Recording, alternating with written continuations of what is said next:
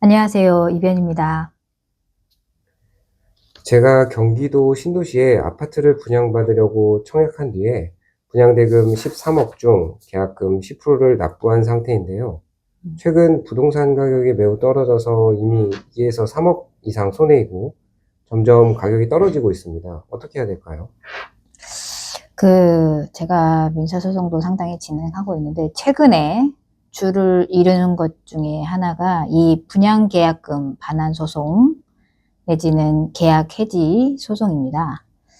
이 거주 목적 혹은 투자 목적으로 그 아파트, 지식산업센터, 생활 숙박시설 이런 곳에 투자를 했는데, 여러 사정으로 계약을 유지하기 어려운 경우가 있죠. 특히 계약금 10%낼 때는 몰랐다가 중도금 납부나 이자 납부를 할 때가 되면서 그 부담이 커지니까 좀 이런 부담이 현실화되면 계약 해지를 원하시는 경우가 종종 있습니다. 이럴 때는 당장 바로 이렇게 계약 해지가 필요하다는 생각이 드실 때는 분양 계약서를 꺼내서 확인을 해 보셔야 됩니다. 모든 계약은 해지가 가능하죠. 다만 언제나 자유롭게 가능한 건 아닙니다. 여러분이 체결한 분양 계약서 안에 계약 해지가 언제 어떤 조건에서 가능한지 정해져 있기 때문에 계약서를 꼼꼼하게 확인해 보시는 것이 필요하겠습니다. 또 더불어서 계약 해지 시에 부담해야 될, 수분양자가 원할 때 계약 해지할 때 수분양자가 부담해야 될 위약금, 위약벌, 손해배상액 이런 게 좀 정해져 있는 경우도 있거든요. 분양계약서 안에. 그래서 그것도 좀 세세하게 보시면서 과연 계약 해지를 하는 것이 경제적으로 유리한지 혹은 불리한지 좀 계산을 해보셔야 될 것 같습니다.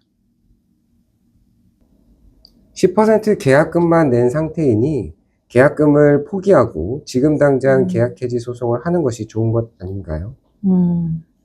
그렇게 생각되실 수도 있는데요. 실은 상황에 따라 다릅니다.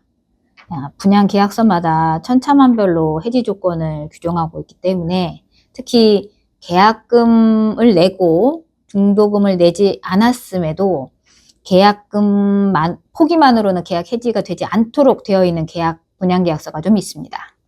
그래서 분양 계약서마다 기재된 위약, 벌 혹은 손해배상액을 좀 꼼꼼히 계산해보고 소송을 할지 말지 결정을 해야 됩니다.